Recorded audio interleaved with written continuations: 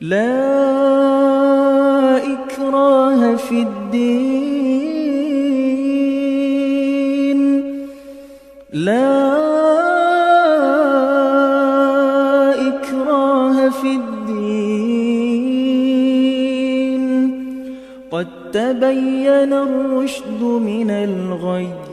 فمن يكفر بالطاغوت ويؤمن بالله فقد استمسك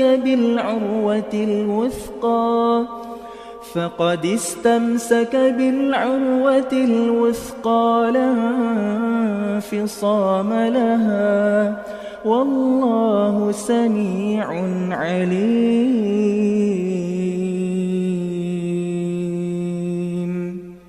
الله ولي الذين آمنوا يخرجهم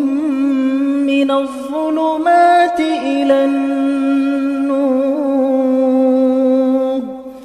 والذين كفروا أولياؤهم الطاغوت يخرجونهم من النور إلى الظلمات أولئك أصحاب